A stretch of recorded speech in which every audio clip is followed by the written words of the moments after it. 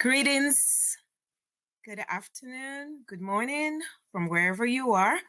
My name is Lola Olabode, Research Principal with the Water Research Foundation. I'm really excited to be moderating our webcast today on understanding gasification for PFAS removal. We have just one speaker today.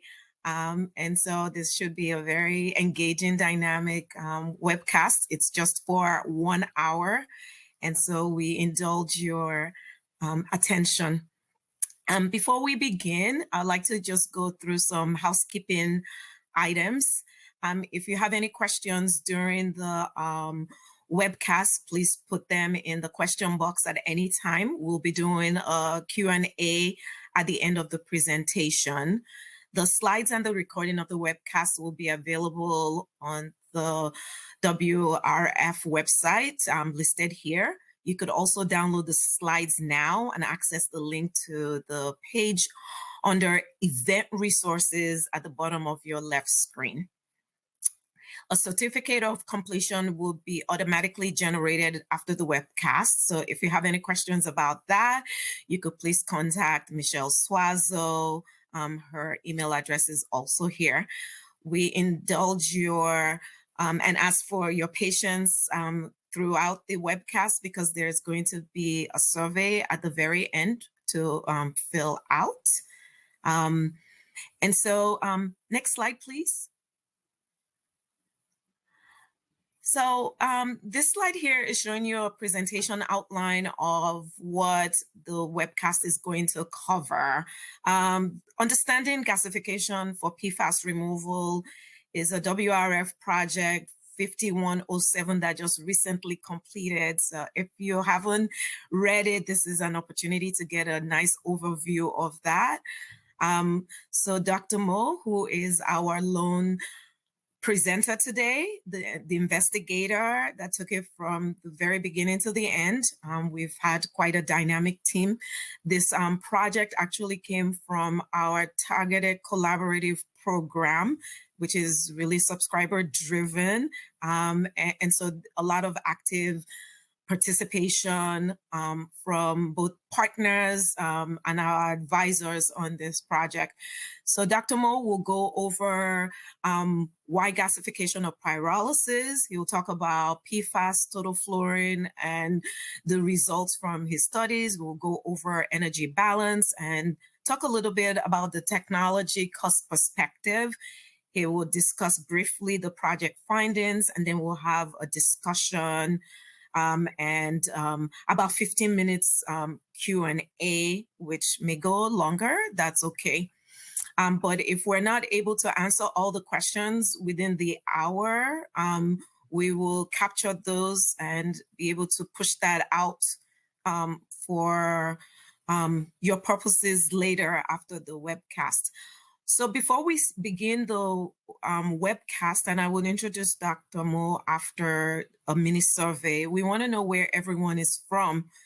I've been told there are quite a number of you that registered. So if you could please push out the survey now, Michelle, that would be great.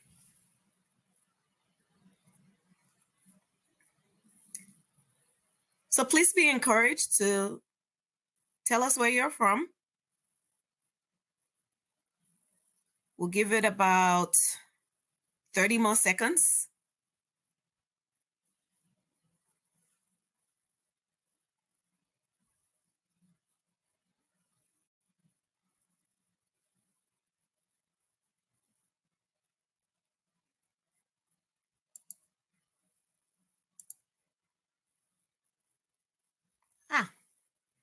Thank you. So you could close the survey now. So just to share with everyone, I'm not sure if this is projected on every single person's screen, including our presenter. So it will be nice for Dr. Mo to know where everyone is from. So we have 60% utility, 11.6% regulators, and the number keeps changing. General public, 16%. Generators, 3%. That's generators of biosolids. And then land appliers, the least amount, 1.63%, which is really 3 people. So does that give you a good idea of the audience? Yes, okay. So with that, the next slide, I would like to introduce our speaker. Dr. Mohammed Abou-Waf is Vice President of Hazen and Sawyer and the Biosolids Group Practice Lead. He has more than 33 years of experience in biosolids processing and management. I met him 25 years ago. The past few years, though, Dr. Mo has been focusing on understanding the fate of PFAS in biosolids processing and demonstrating innovative technologies to destroy PFAS in biosolids.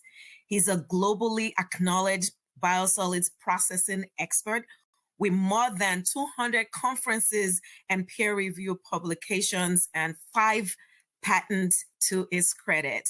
I am so honored and happy to have him present to you on understanding gasification for PFAS removal. So without further ado, Dr. Mo, please, the stage is yours.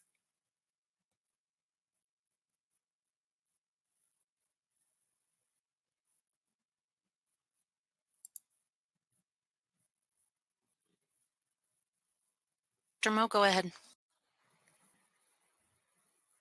So Dr. Mo, we can't hear you. Is your mic muted? Yes, it is muted. Okay. Now it's now we can. Can you hear me now? Yes. Yes. All right. All right. So thank you very much, all. I appreciate you being here.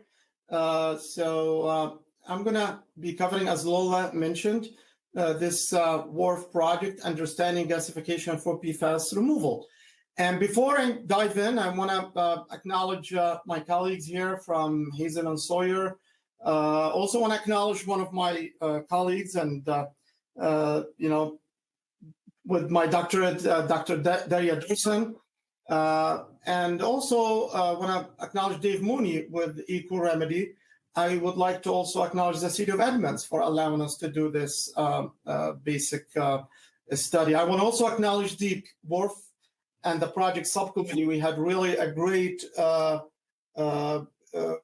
subcommittee that worked with us and was patient with us throughout this project. So as Lola mentioned, this project was basically part of the Targeted Collaborative research program. It really is interesting. We started this project in 2022.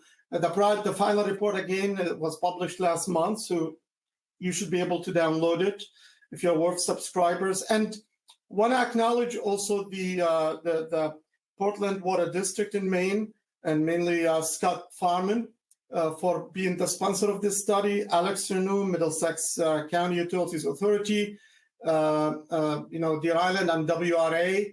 And we have also our principal investigator from Manhattan College, Dr. Jeanette Brown and Dr. Rob Sharp. And with the University of Buffalo, we have Diana Aga and her students. So with that, our goal was to basically look at a fate of PFAS and a pyrolysis. That's how we started. But it took a lot of time to find a facility, and the facility we've done the work at is a gasification facility, thus the change of the name. So looking at why gasification or pyrolysis, in addition to significantly reducing the material that needed to be either beneficially used or disposed, gasification and pyrolysis basically are interesting technology that hopefully should be able to deal with the draft risk assessment should it becomes, or the ramification from the draft risk assessment that was published in January by the EPA, and I'm sure you're all familiar with it, which really set the standard very low in the sense of PFAS and PFOA as the surrogate for PFAS in biosolids. And if you recall, the 503 regulations basically focus on land application of biosolids. And for that, it was 1 parts per billion for PFAS or PFOA. The draft risk assessment found risk may be higher than these. They also looked at surface disposal if it was unlined. With incineration, they could not quantify the risk due to the fact that complete in combustion compound from PFAS just not well understood. So as I mentioned, really, we've done at Hazen a really good project. I think it was the first project that looked at, that developed cost curve from technologies, not only for biosolids, for other medium. And the report was done for Minnesota Pollution Control Agency. And it was published last year, 2 years ago around this time. But EPA, if you look at the draft risk assessment, EPA put out basically a fact sheet and identified 3 technologies I highlight here from the fact sheet. Supercritical oxidation be one of them, plasma gasification. They also identify pyrolysis and gasification. And if you notice, maybe for the first time, they added high temperature thermal oxidation, which really we realized, or the industry, that is actually what is destroying or removing the PFAS. Other technologies like hydrothermal liquefaction, carbonization, etc., were not considered by EPA because they're not pertaining to land application. The products from that, whether it's a crude oil, etc., it really doesn't go to land application. If you know, EPA 503 focuses on land application. So let's talk about what are these pyrolysis and gasification followed by thermal oxidation. Interesting, I cannot use there's no cursor. So if you look at dewatered biosolids, the PFD process flow diagram to the right, you have moving into from dewatered cake to drying.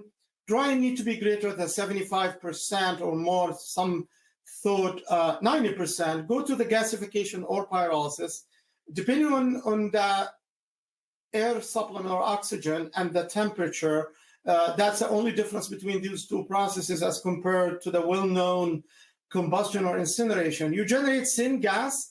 That syngas actually gets thermally oxidized and goes using a heat exchanger to recover heat with air control.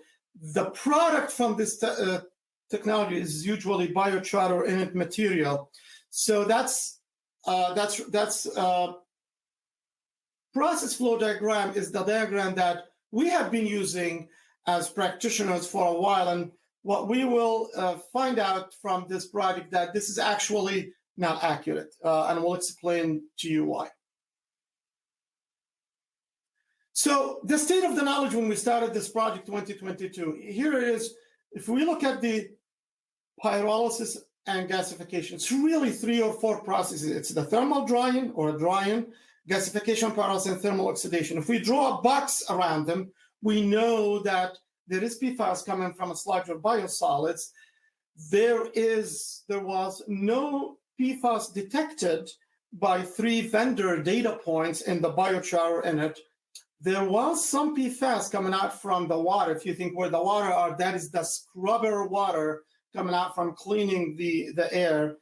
There was no PFAS tested at that time from a PFAS full-scale facility coming out from the air. So that's the state of the knowledge that we started with.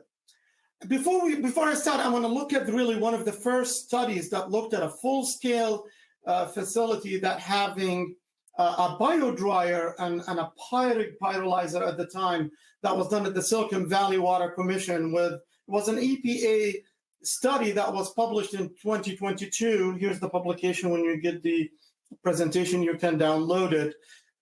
They found there is about 16 to 20, I'd say, parts per billion coming out biosolids from the dryer. Once it goes to the gasifier, the pyrolyzer, there was some PFAS going into the water. If you look at the biochar throughout the study, it was really about 0.1 to 1 parts per billion PFAS. We were very happy at the time because the draft risk assessment wasn't out, and we could get from 81 to 99.9% removal. But if you look at the results now, such a facility not specific to the vendor, and maybe because of temperature, may or may not be able to meet the 1 parts per billion. So that was piece data point.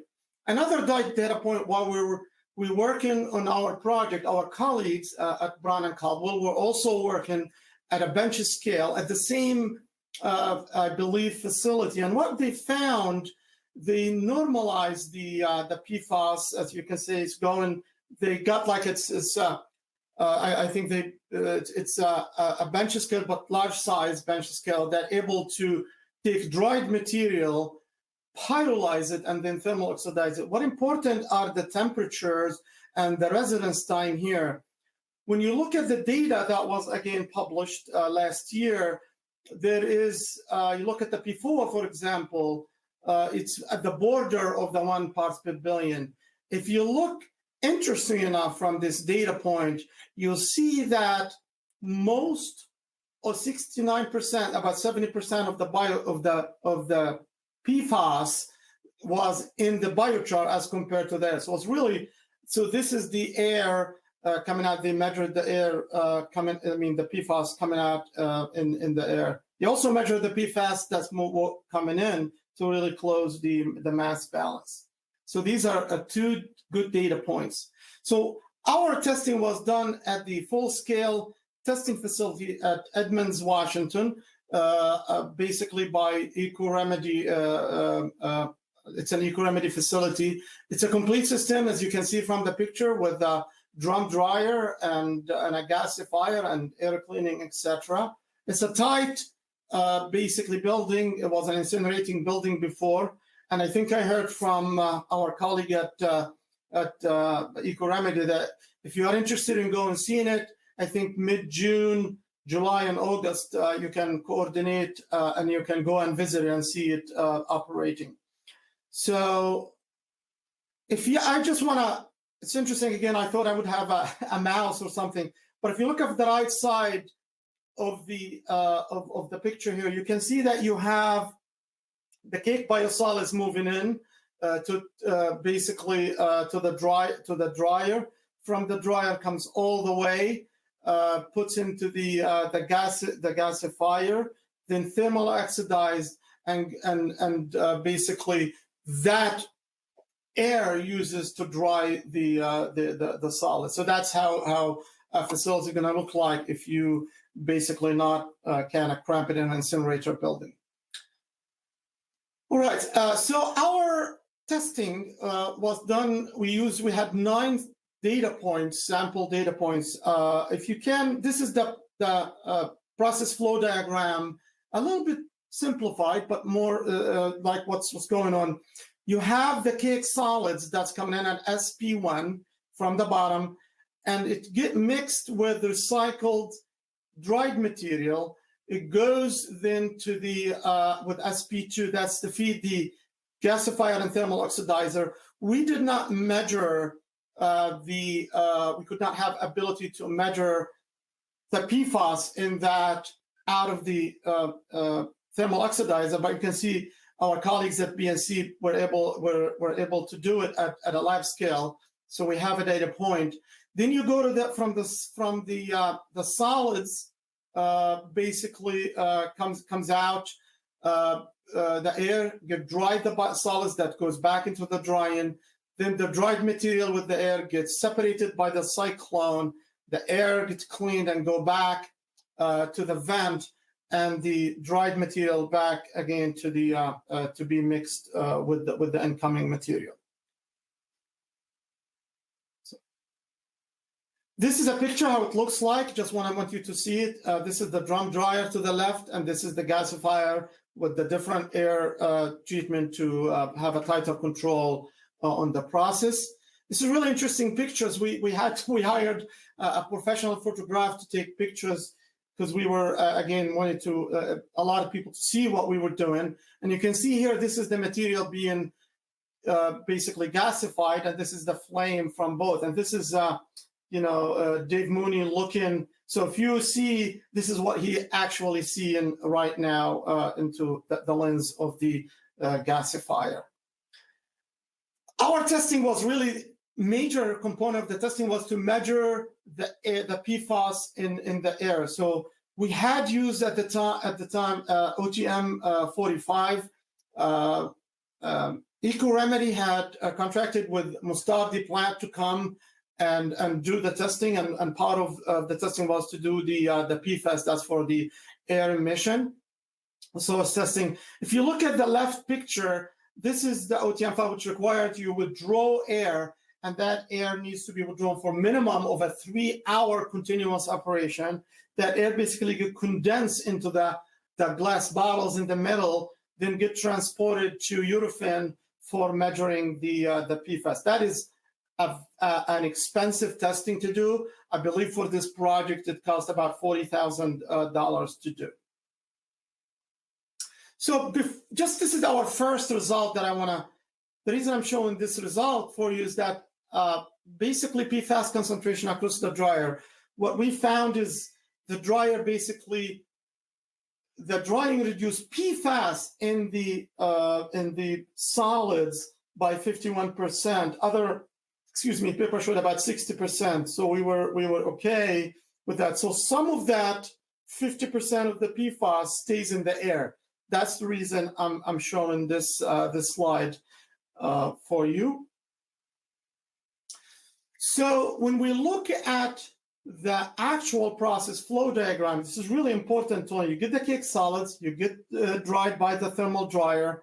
What's really interesting that when Eco-Remedy mixed the dried material with the solids cake, they were able about 65%. So you really, this was something that we learned, that we don't need to get to 90% to gasify. Then you get to the gasification pyrolysis.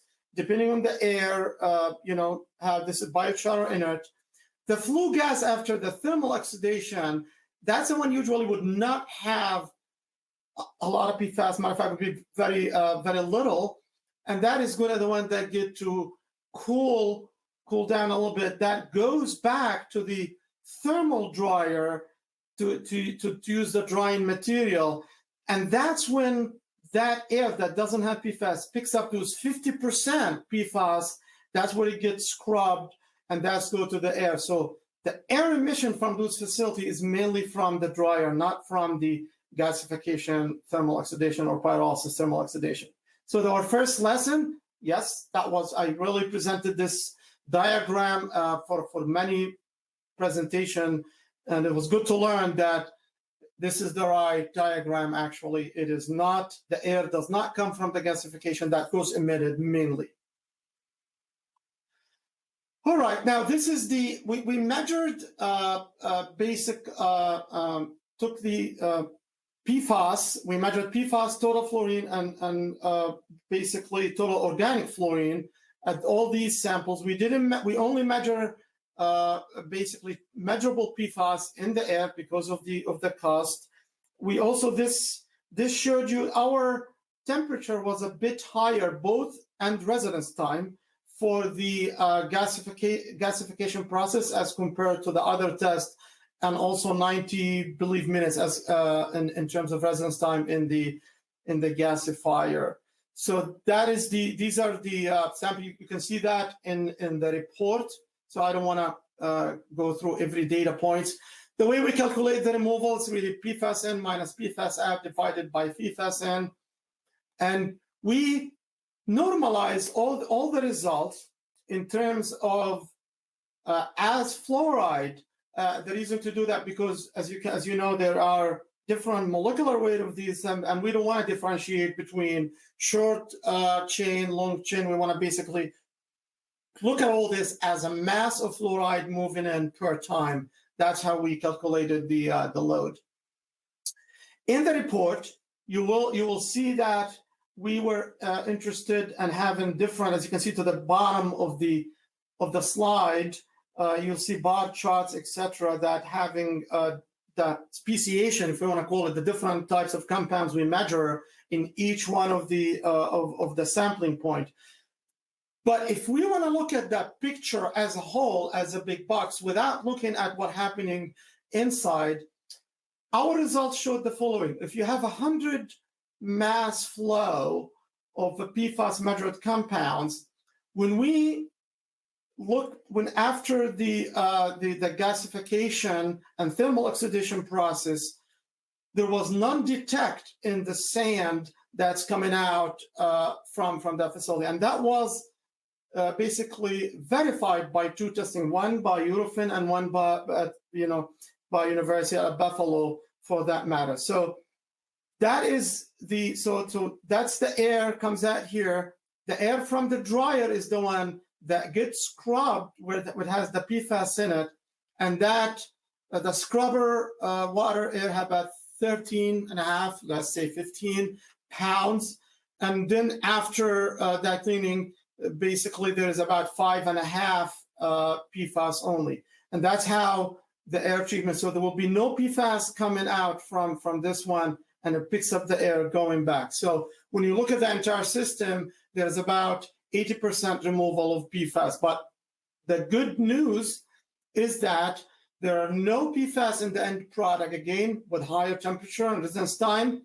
So on 2 data points, we did not need less than 2 greater than 90% dryness to gasify. I'm not sure if that is unique for EcoRemedy or others can do the same. There was some PFAS in the air, and there was some PFAS in the recycled water. Was more PFAS in the recycled water as compared to the air, about 15% of it. So this study basically showed that there was about 80% of the PFAS coming in goes into the air, 15% stays in the scrubber water, and others continue to the air. All right, but the better news is, again, there was a study done with Synagro and BNC that looked at a direct drum dryer and measure the PFAS before regenerative thermal oxidation and after regenerative thermal oxidation, RTO, and found about 99 plus increase removal of the PFAS material with this facility. So if we propose to use regenerative thermal oxidation in the air, we could take 90% or 99%, sorry, of that PFAS out.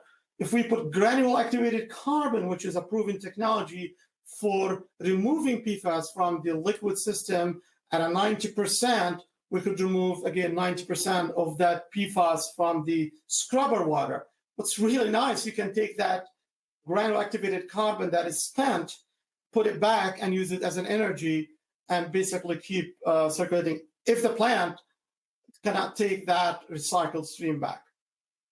When you do that, basically adding these 2 components to modify facility, you would basically significantly reduce the PFAS in the air with the regenerative thermal oxidation, and same as the PFAS in the scrubber water, and that would get you to 99% removal of the total measurable PFAS. It was really, really great results and great insights to how we can improve the process. Okay, so I want to look. You're interested. The draft risk assessment looked at PFAS and PFOA. We looked closely at these 2 compounds. If you look at the PFOA again as fluoride and PFOS as fluoride, for PFOS there was none detected PFAS in the scrubber water, and overall we got 99.9% removal. PFOA, a little bit, there was most of it, like about 200% of the mass. Interestingly, stayed in the air and get transferred to the scrubber water with 93% removal. But again, if you take that with the GAC, you can further increase the removal. Sorry. So again, PFAS across the dryer. I showed you these results before, but what's interesting that because of the temperature, this compound FTCA basically was the majority of the PFAS coming into the cake solids, and that's the one that basically transferred to terminal compound. If you look at the dried material, was mainly terminal compound, which we expected that to be because of the temperature. So again, we had a lot of data points in a lot of data more so in the report talking about total fluorine and total organofluorine. But I want to basically, with the interest of time, I want to look at the total fluorine mass balance. I really This is our first project that I've done with PFAS, and I just realized with our colleagues, it's really hard to close the balance on the fluorine, and we found that we could not account for about 18% of it. We just not account for it. And to organofluorine, we couldn't account for a lot because that's actually what transferred to become basically fluorine. Energy balance, we were very interested in the energy balance. That was part of our project because it's really, it's an advanced thermal treatment, and it's this technology, as people think, it basically consumes energy. However, because you take the dried material and you convert that to syngas, you have an opportunity to recover the energy. I've just shown you this basically where we measured the total solids, we measured the energy coming out, the energy coming in. This facility at Edmonds, it's a primary NWAS, it's non-digested, and it's really hot sludge, as people like said. The BTU was, in terms of BTU per pound, greater than 12,000. But when you get mixed with the cakes, with the dried material, it loses about 20% of it and goes to about 9,600 BTU. So again, the temperature here was in the high range, basically trying to convert most of the carbon into energy and leave very low carbon, if any, in the chart. That is the objective of that project as an ESCO project. When we looked at the energy balance, we really during the operation of these 2 days, there was enough energy in the biosolids to basically provide the energy needed for thermal drying and for the gasification, etc. So that was autogenous, basically, the system. And again, this, you're not expected this to see with every biosolid sludge, depending on the sludge characterization and the efficiency that you have in the system. So that was really good news for us. So it's a sacrifice between the biochar quality and the energy balance. So let's look at practical consideration here. So when you really think about this process, when you took gasification pyrolysis, you just remember it's always 4 different components. It's a drying process. Process itself, there's gasification pyrolysis, thermal oxidation to basically oxidize recover the energy from the syngas, and then the air treatment, whether it's coming from the dryer or if you need to do that with other technology from the gasification pyrolysis. It's really interesting. But there's been a lot of discussion lately that pyrolysis basically produces tar, which is fine at the low temperature of pyrolyzing, and it's fine if you do not burn or thermal oxidize the syngas. But in all the facilities that's currently operating, whether it's Eco-Remedy facility in Edmonds, whether it's basically Earth Care in Bethel, PA, the facilities that are in Silicon Valley, none of these facilities produce tar. And again, the outputs, depending on the temperature, it's really important to look at it this way. If you want to keep carbon in the end results, in the mass, that then you have basically biochar. But as we can see, there is a risk because carbon has the fluorine attached to it. So there's a risk of having still some of that PFAS in the biochar, as we can see from the 2 examples we have.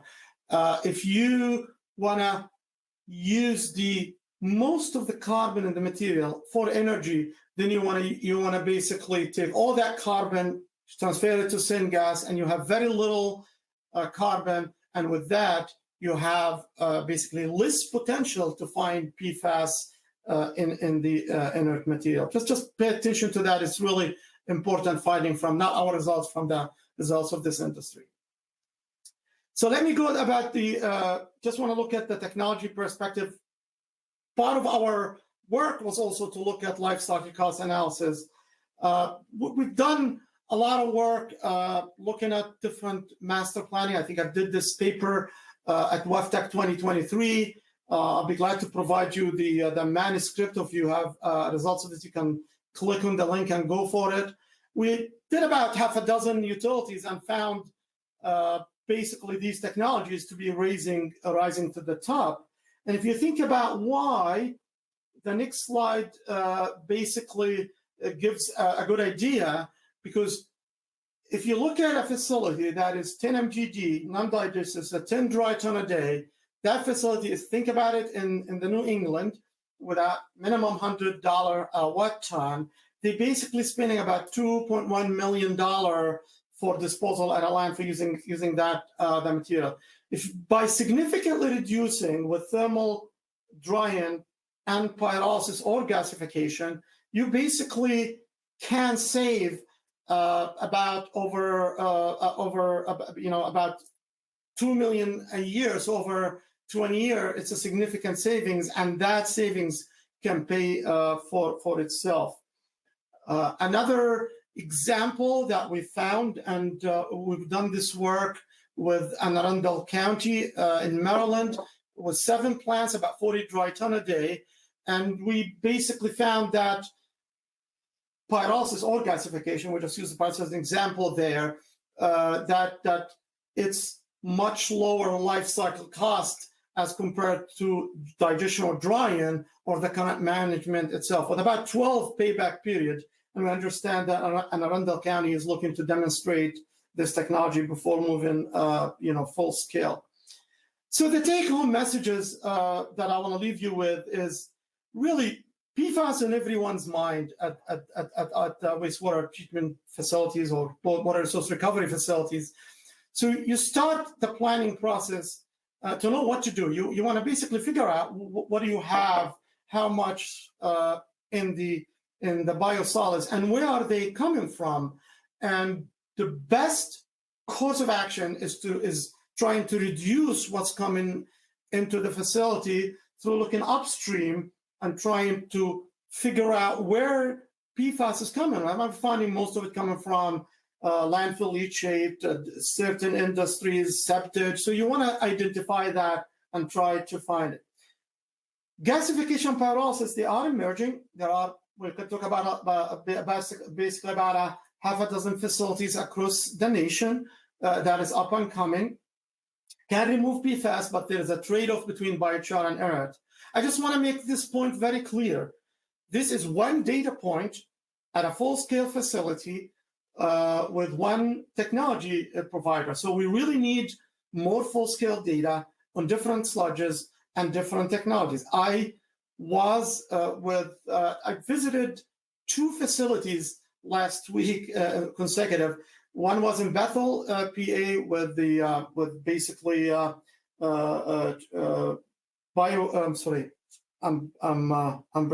Care.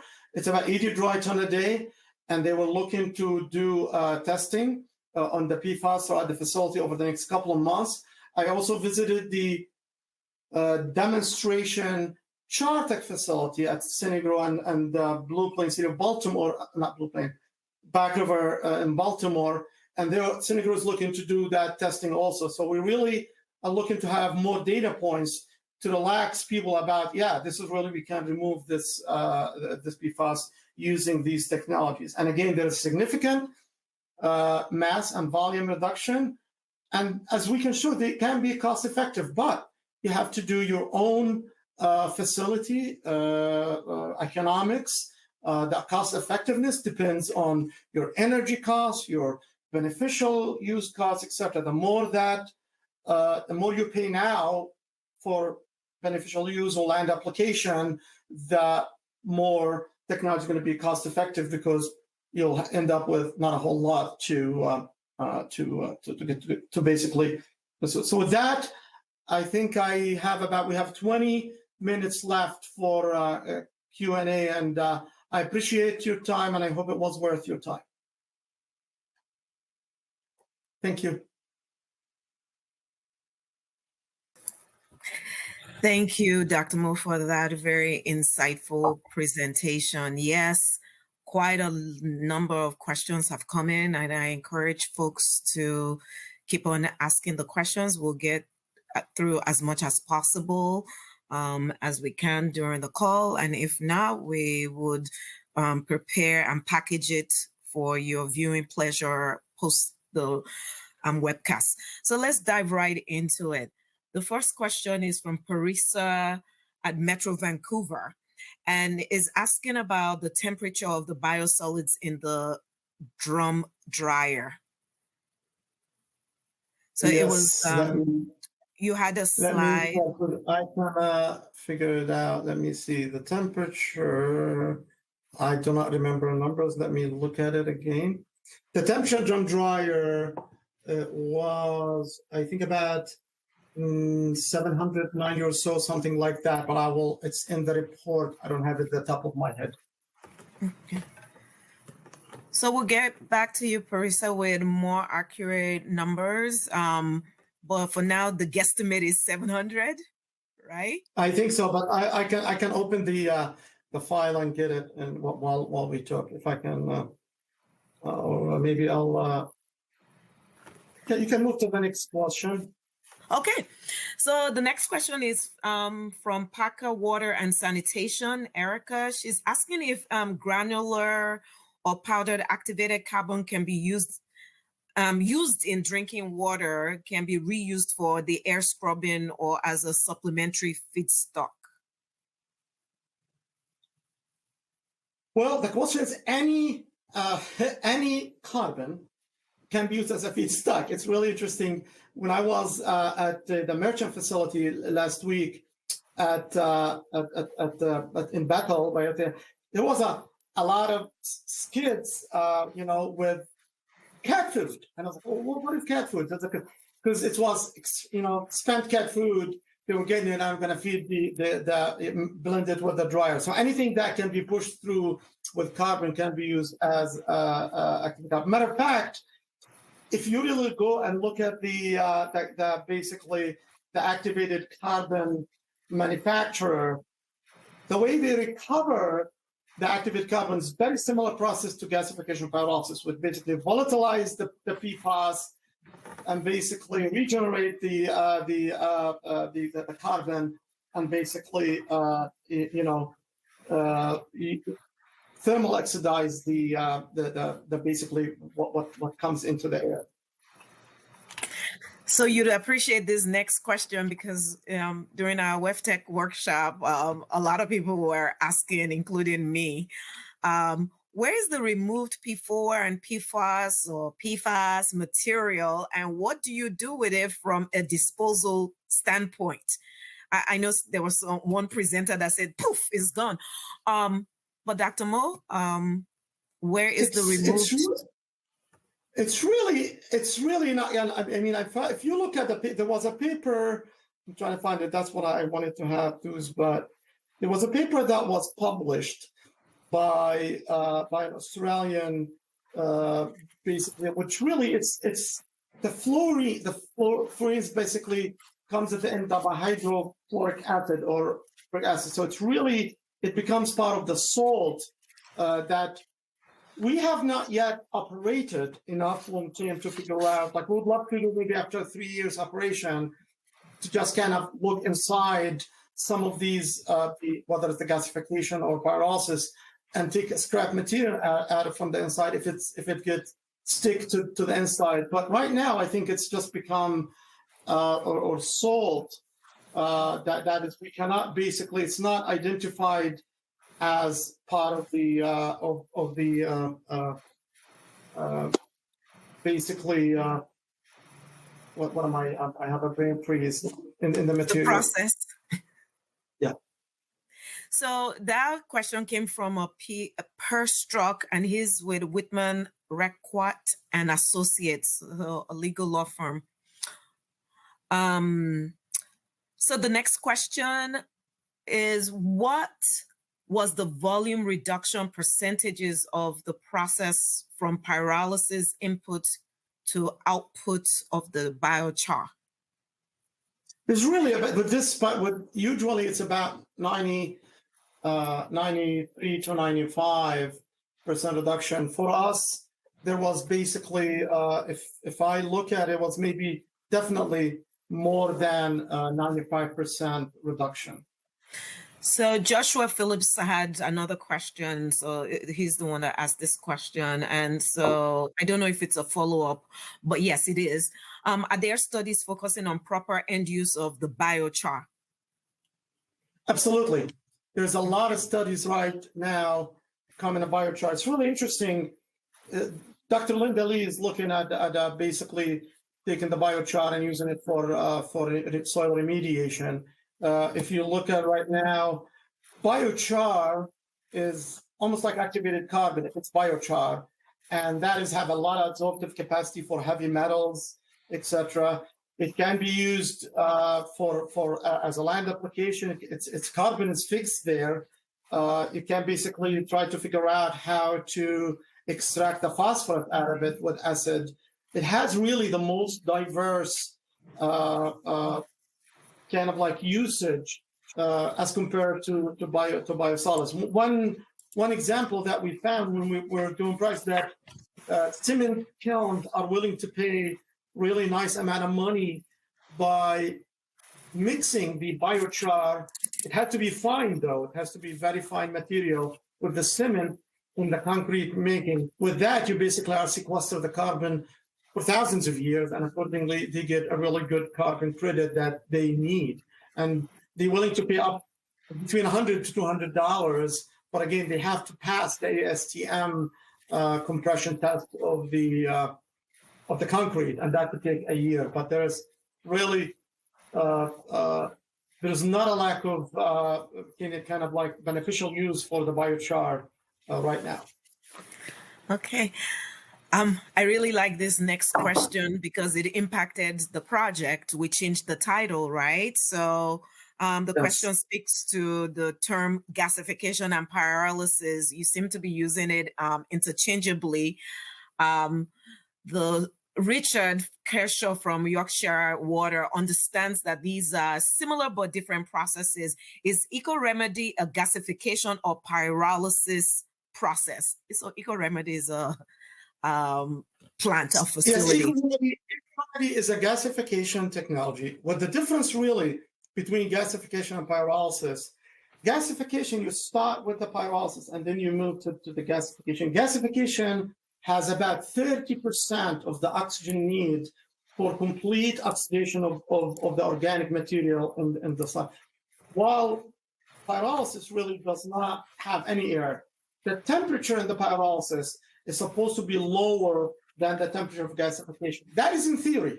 However, if you look at the practice, meaning the technology providers, depending on the kind of like what they're going to do, what the objective of the facility. The objective is to recover the carbon as energy or to recover the carbon as biochar. You basically change the temperature. So I've seen pyrolysis facility run at a temperature even higher than the gasification. But again, there's no oxygen. So really, I use them interchangeably because of the fact that from a practical perspective, I don't see any whole lot difference. The one thing that we find is maybe at least in the States and Europe that the pyrolysis technologies are a little bit on a smaller throughput. 10 dry ton a day, 5 dry ton a day, and lower. We don't see like 50 or 80 like the gasification facility in Bethel. I hope I answered that one. Yeah. So the next question is from Scott Mansell from Clean Water Services. He wants to know, were those cost comparisons that you discussed assuming disposal costs were landfilling? Do you have similar charts comparing it to land application? Those ones were land application, basically. Like, for example, the cost estimate that we've done for Anne Arundel County, basically they use lime stabilization and the lime goes for land application. But again, I would really advise any person to, when they start the planning process, I think WEF has also had their own kind of guidance. Start planning, knowing where you stand right now within the the business case, how much you pay and how much you do, and figure out the your economics and where do you fall. So again, our cost curves were basically cost curve for the operations and for the capital cost. These are the ones that were in the Minnesota Pollution Control MPCA.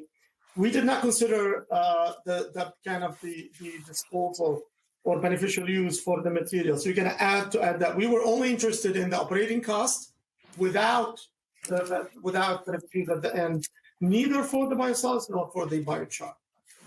Okay. We don't have that many questions left, but we'll see how many we could get through in the next 7 minutes.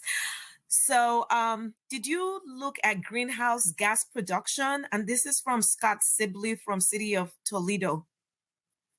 Yes, I wish I have that slide, because I have that slide, but Michelle won't let me put different slides. And that actually, we've done that for New York City DEP.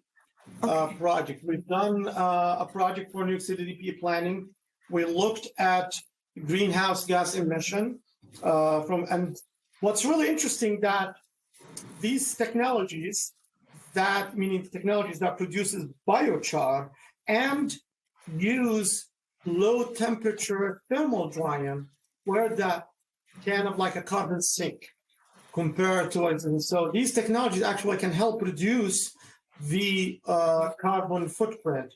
And again, the sequestration of the carbon and being fixed in the biochar really takes a great kind of like strive into that. I think there's also, if you go back also, the Bean 2 that Ibra, I believe, issued, I think there was a presentation a while back that showed anaerobic digestion, and I think the model was pyrolysis at the time, were the ones that had kind of like negative carbon footprint, which means they're carbon sink. Very good. So Joshua Phillips wants you to know that he really thanks you for your work in this field. In short, he sees you, I see you. So thank you, Dr. Mo. Before we move to the next question. So the next one is from Christine Polio from Corolo. She wants to know how much carbon remains in biochar at Edmond's facility. Is it beneficially used or disposed to landfills if the material is mostly inert? Yeah. So there is no carbon left. Matter of fact, it's really 100% total solid with no carbon. There's not a whole lot of carbon left, and I think that's why EcoRemedy used the name FLG sand. That's their trade name for it. And it's sand. You can put it in concrete. I think when I talked to Mike Nicholson, which you can talk to him yourself, Christine, he was able to find induce, and actually I think he paid for it because it's sand that you can get some money for it. It's very inert material. For me, as an environmentalist, knowing that phosphorus is a very rare, and we're getting to depleting the phosphorus in this Mother Earth, I would like to recover the phosphorus from that. And Europe does this a lot with the ash from the incineration being mostly used there. Thank you. The next question is from Robert Strunk from City of Oceanside.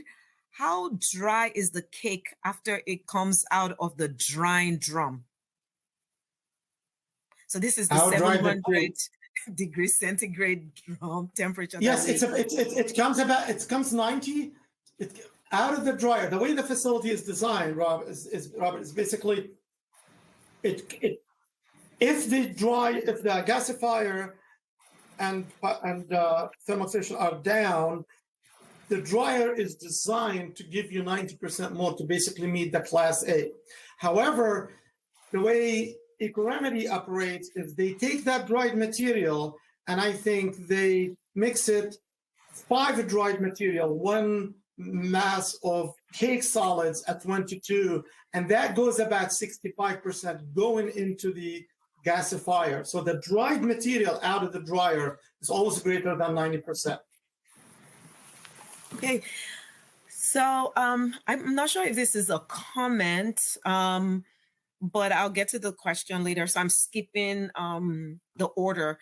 So David Dwest from MWRA in Massachusetts. Thank you, David. Thank you, Saying, David, for supporting the project. so he said MWRA pellet plant inlet is air temperature 1,000 to 1,900 degrees Fahrenheit, and the outlet is 200 degrees Fahrenheit. So is that helping you answer another question, or there's a comment? I am not sure, David, what David was meaning. I'm sorry about that. I just so David, just let us know if that is you're just trying to make a comment about MWRA's. I think he's trying to answer the drier question. The drier one. Okay, the one that was yes. Okay. And I think I got an answer. It's the dryer was about 540 degrees centigrade. That's what I got. Okay. So, is that the inlet or the outlet? Usually it's they get it inside the dryer because you gotta take the air and cool it. Okay, thank you. So let's go back to Scott's. Scott had another follow-up question from Clean Water Services. How do you respond to questions, pyrolysis, gasification, supercritical water oxidation? I'm shocked I knew what that abbreviation stood for because he didn't spell it out. Being wasteful. So he's saying, how do you respond to all of these technologies being wasteful? Because biosolids are a commodity that reduce the need for synthetic fertilizers and have major soil health benefits. Biochar has some benefit, but not as the same scale, and inert has no use and emission. So basically, how do you react to That's a very good question, and that's more of a philosophical question in a sense of the fact that biosolids is used as in lieu of fertilizers, and yes, it has the carbon, which is the same thing in the biochar. The only thing that doesn't exist in the biochar that in the biosolid is the nitrogen. So I really do not think these technologies are wasteful. Biosolids is a resource. It has energy, has phosphorus, it has nitrogen. I really depends on what the end of the risk assessment when it's finalized by EPA, and I'm not a risk assessor, whether the 1 parts per billion is going to stand or not, or whether it's going to be 10, or whether it's going to be more stricter. So I think if I would answer that question, I would like to answer it by saying, when I first started working in this field, we as engineers are pollution control engineers. So our job is to prevent pollution of the environment. And along that, if we can recover resources, then that's great. However, what I found right now is that people lined up behind resource recovery. And okay, there's PFAS in it. There's PFAS everywhere. But we are environmental engineer, water engineers, and let the engineers of makeup take care of the PFAS in the makeup. It's not ours. I hope I answered that question. Do you have time for one more question? Absolutely. Okay. I'm all yours. So I'll give it to you, Christine. Christine, and the reason why is because she said she knows that you explained, but she wants to confirm if the hot air from the gasifier that comes in contact with the sludge in the gasifier goes directly to the dryer and comes in contact with the sludge in the dryer. So then how do you tell how much PFAS is coming from the gasifier versus the dryer?